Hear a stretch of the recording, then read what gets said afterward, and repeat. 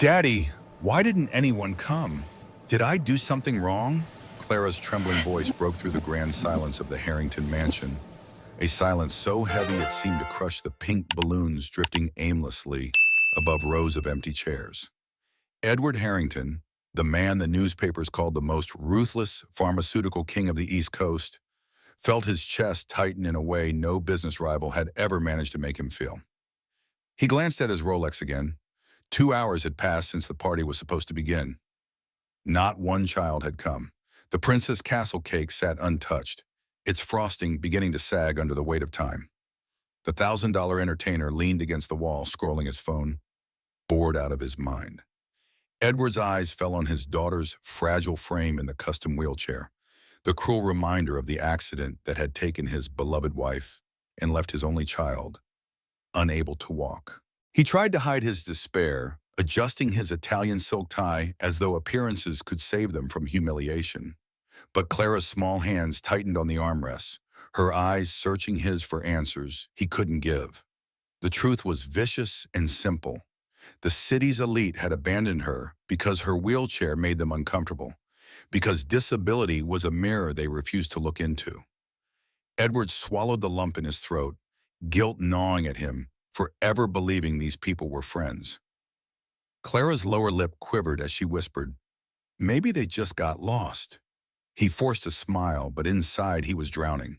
And you, dear listener, if it were your child watching their birthday collapse into loneliness, would you stay silent, or would you fight the cruelty of a world that turns away from innocence? Tell me in the comments, what would you do? Just as Edward was trying to hide his despair behind another hollow smile for Clara, the chime of the mansion's doorbell echoed through the empty hall like a lifeline tossed to a drowning man. His pulse quickened, hope surging irrationally that perhaps one of Clara's classmates had finally decided to arrive late, that perhaps the day could still be salvaged. Straightening his tie and summoning the polished charm he used in boardrooms, he hurried to the door, rehearsing the warm greeting he would offer. But when the heavy oak doors swung open, his words died in his throat. Standing on the marble steps was not one of the city's polished children in designer clothes, but a thin boy of about 8 with warm brown eyes that sparkled with a disarming sincerity. His Superman t-shirt had holes near the hem, his jeans were patched in 2 different places, and his sneakers bore the unmistakable scars of having endured far more miles than they were built for. Yet the boy's smile was radiant, honest, and brimming with the kind of joy that money could never purchase. "Hello, sir," the child said politely, his voice steady but hopeful. "My name is David Carter. I live in the housing complex down the street. I saw the balloons and I wondered if maybe there's a birthday party. Could I join? I don't have an invitation, but I promise I'll be good. I thought maybe the birthday girl might be lonely." Edward froze, torn between instinctive suspicion bred by decades of elite society and a strange pull in his chest at the boy's raw honesty. Before he could answer, Clara wheeled herself to the doorway, her face curious and cautious. "Daddy, who is it?" she asked softly. David's smile widened, revealing a gap where his front tooth used to be. "You must be the birthday girl," he said cheerfully. "Happy birthday. I don't have a present, but I can sing for you, really loud, if you'd like." For a split second the air changed, and something magical happened. Clara giggled, a real, unforced laugh that Edward hadn't heard since before the accident. It rang through the grand hall louder than the echo of the doorbell, filling the empty house with the sound of innocence reborn. Edward felt his throat tighten as tears threatened, because in 5 short seconds, this ragged boy had given Clara more than therapists, teachers, and endless distractions had in 2 years. "Do you really want to stay at my party?" Clara asked, her voice almost incredulous, as though kindness had become too rare to trust. "Of course I do," David declared. "Birthday parties are the best thing in the world." He bent slightly as if sharing a secret. "Besides, I think those balloons are waiting for me to pop one by accident." Clara laughed again, her eyes alight with the first glimmer of true happiness. Edward stood frozen, watching this child from the wrong side of the city's gates, doing what the privileged had refused to do. See Clara not as a wheelchair, not as a tragedy, but as a little girl who deserved joy. And deep down, Edward realized that this moment was no accident. It was a test of his pride, his prejudices, and his courage to let light enter through the most unexpected of doors. The transformation was immediate, almost miraculous, as if David had carried a pocket of sunlight into a room that had been dark for years. In the span of an hour, he managed what no doctor or counselor had achieved. He made Clara forget her chair, forget her loneliness, forget the invisible walls built around her by a world too uncomfortable with difference. He invented silly games with the balloons, pretending they were magical orbs that could grant wishes if Clara blew on them. And when she asked what his wish would be, he answered with a grin, "More cake, always more cake," sending her into another fit of laughter. In the garden, he pushed her wheelchair through the manicured paths, not as a burden, but as if she were a daring queen leading an army on an adventure, cheering loudly as they raced past the fountains. Edward watched from the tall windows of his study, arms crossed but eyes softening with every burst of Clara's laughter, and he felt both gratitude and shame. Gratitude for this unexpected boy who had reminded his daughter of joy, and shame that it took a stranger from the poorest part of town to do what their so-called friends never even attempted. Yet just as hope began to bloom, reality struck with icy precision. The phone rang, and when Edward answered, the clipped, cold voice of Mrs. Agatha Whitmore sliced through his ear like a blade. "Edward, I heard there was company at your home today," she began, her tone dripping with judgment. "Several mothers are alarmed. They say you've allowed a child from the housing complex to mingle with Clara. Surely you understand the implications." Edward stiffened, anger rising. Implications? He is an 8-year-old boy who showed more kindness than all of Westfield combined. Agatha's laugh was bitter. "You're being naive. These people bring trouble. They are not suitable influences, especially for a girl in Clara's fragile condition. You risk her reputation and yours." Edward's hand clenched around the receiver, his knuckles whitening as he watched through the glass while David carefully adjusted the ribbons on Clara's chair so they wouldn't tangle in the wheels. In that moment, the sheer ugliness of Agatha's words collided with the purity of what he was witnessing, and his chest ached with a fury he hadn't felt since his wife's funeral. "Let me make this clear," Edward said in a low voice. "That boy has more grace in his laughter than you have in your entire circle of friends. If Clara has found happiness in his presence, then you and your so-called standards can stay as far away from us as you like." He slammed the phone down, his hands trembling, not with fear, but with the dawning realization that a war had quietly begun. A war between a hollow society obsessed with appearances and the simple, defiant joy of two children who had found each other. The following week unfolded like a slow, suffocating storm, each day carrying a fresh blow from the invisible hands of Westfield's elite, and Edward realized with bitter clarity that Agatha's call had not been a warning, but the opening volley of a campaign designed to break him and his daughter into submission. On Monday morning, his secretary entered his office with trembling hands, holding a stack of letters. 3 major pharmaceutical contracts, partnerships cultivated over decades, had been abruptly terminated, each citing strategic shifts and market redirection. Excuses Edward recognized as paper-thin disguises for a coordinated sabotage. He leaned back in his leather chair, staring at the city skyline, and for the first time in years, he felt the weight of being an outsider in the very circles he once ruled. On Tuesday, the phone rang again, but this time it was the administrator of the Westfield Academy, Clara's prestigious private school.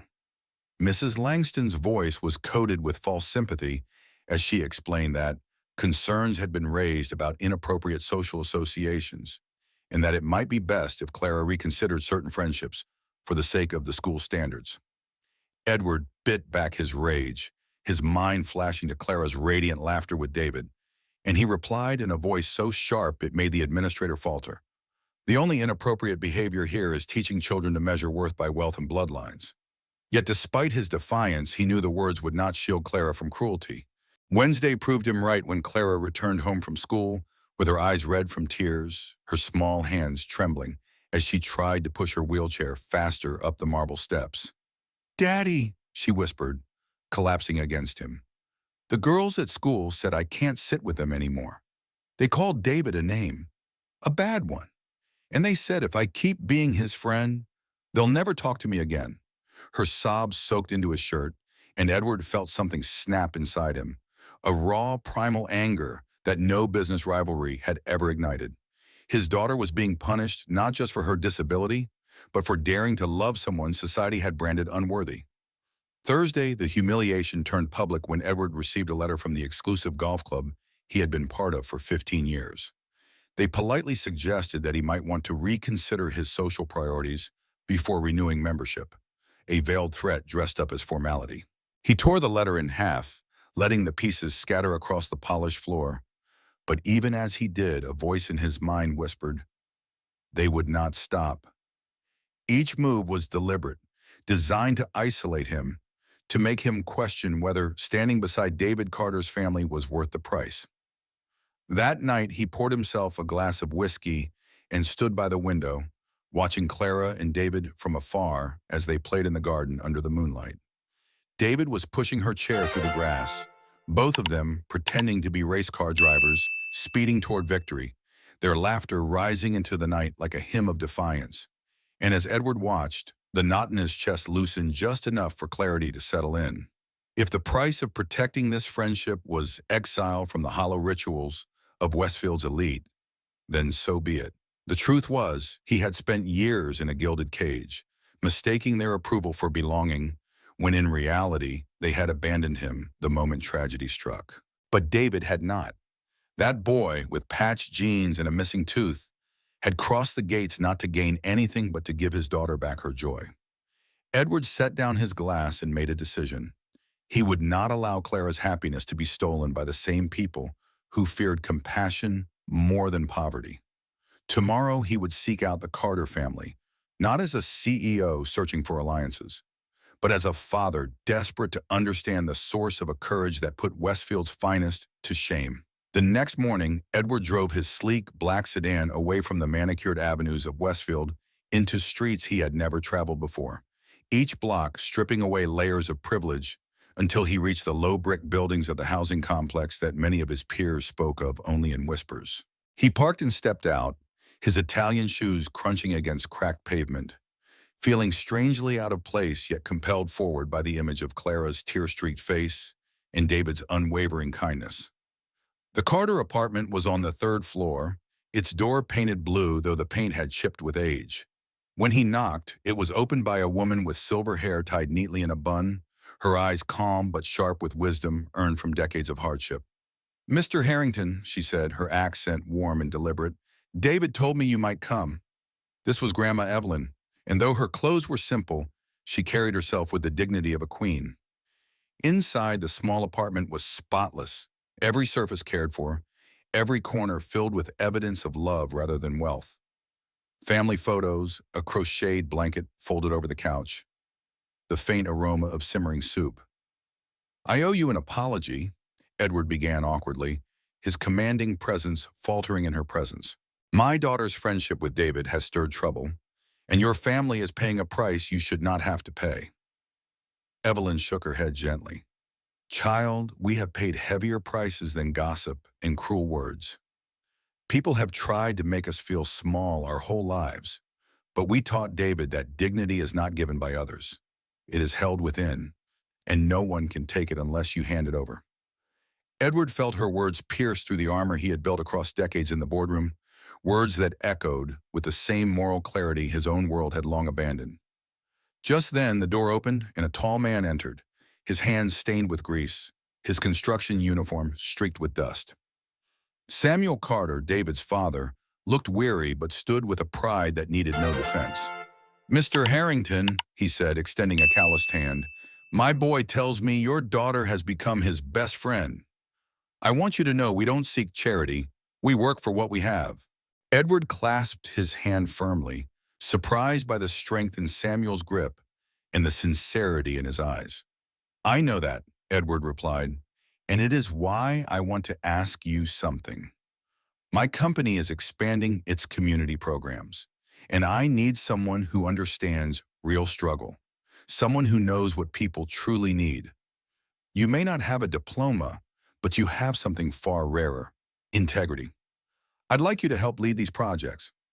Samuel looked stunned, glancing at Evelyn as though asking if he had heard correctly. Sir, I fix engines. I'm not a manager. But you are a leader, Edward countered, his voice firm. You raised a boy whose heart is stronger than all the polished manners of Westfield's elite. That is no accident. That is character. Evelyn's eyes glistened with tears and she whispered, Why would you do this for us? Edward hesitated, then admitted, Because your family reminds me of who I once was, before wealth taught me to measure worth in all the wrong ways. But there was another reason he had not yet revealed. For days he had quietly documented every slight, every call, every canceled contract. And with the help of Dr. Alan Prescott, his trusted lawyer, he had uncovered something darker. Agatha Whitmore and her allies were not just punishing Clara for befriending David. They were orchestrating a scheme to strip this community of its very home. The plan was ruthless: force families out with fines and service cuts, buy their apartments for a fraction of the value, and replace the complex with gleaming condominiums for profit. As Edward explained what had been discovered, Samuel's face hardened, Evelyn crossed herself silently, and in that modest living room filled with love but shadowed by fear, a silent pact was made. They would not surrender. They would stand together. The council chamber was supposed to be nothing more than a formality, a ceremonial rubber stamp on the project Agatha Whitmore and her allies had spent months orchestrating. But when Edward Harrington walked through the heavy double doors that Monday evening, with Samuel Carter at his side, accompanied by Dr. Alan Prescott and 3 investigative journalists, the air in the room shifted like the hush before a storm.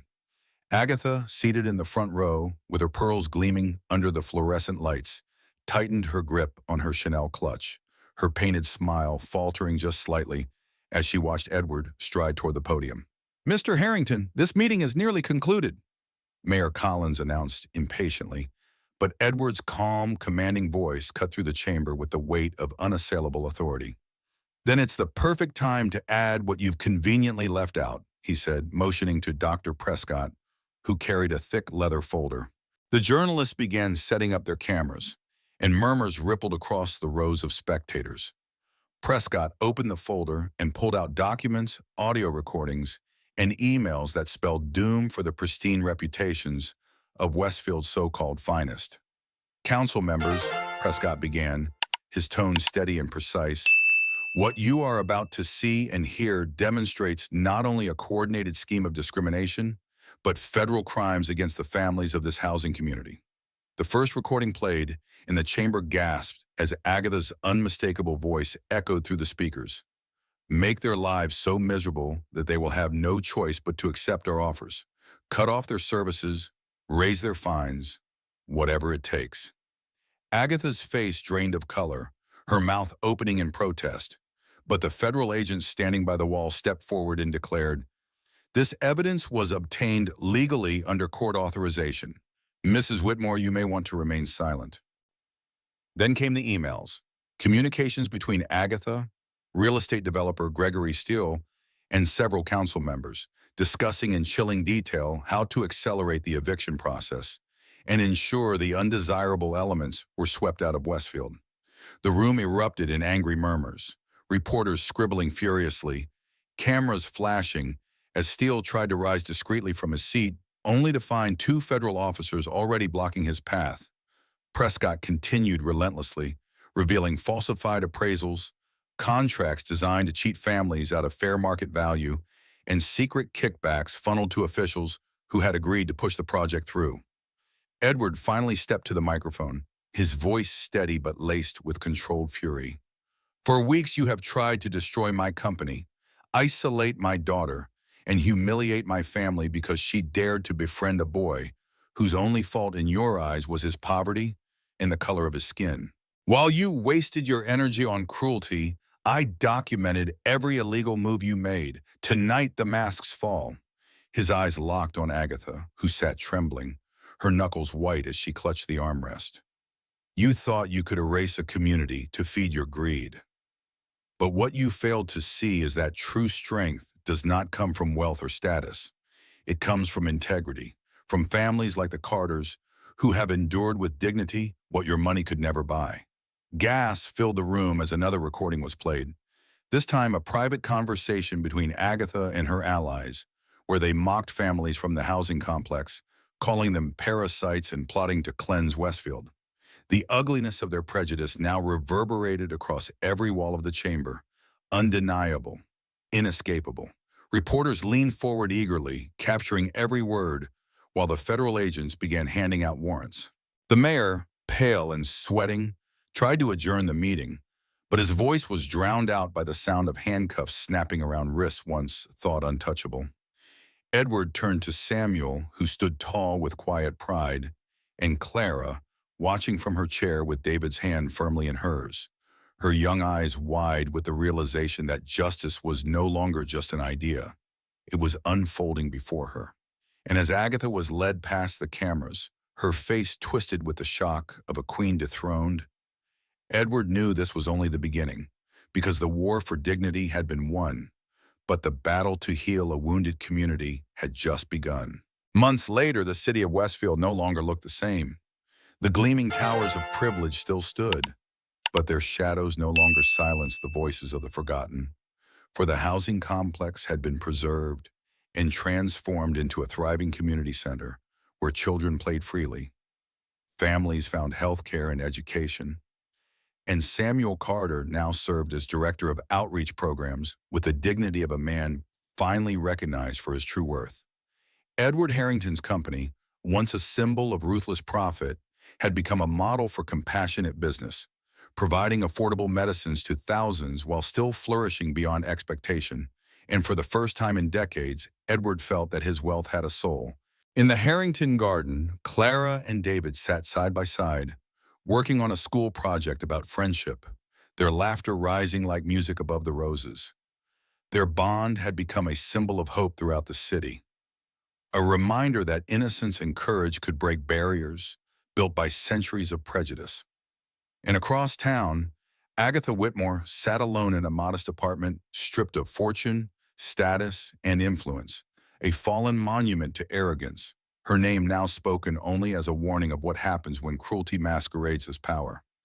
Yet the story's true ending was not her downfall, but Clara's smile, brighter than it had ever been, because she no longer carried the weight of loneliness, but the strength of genuine friendship. Edward, watching the two children, realized that justice is not only written in court documents or recorded in headlines.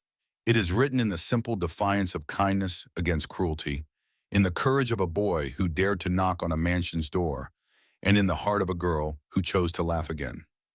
And now, dear listener, I turn to you. If you saw a lonely child waiting in silence, would you cross the street? Would you open your heart? Would you be the one to knock? Tell me in the comments, what does true justice mean to you?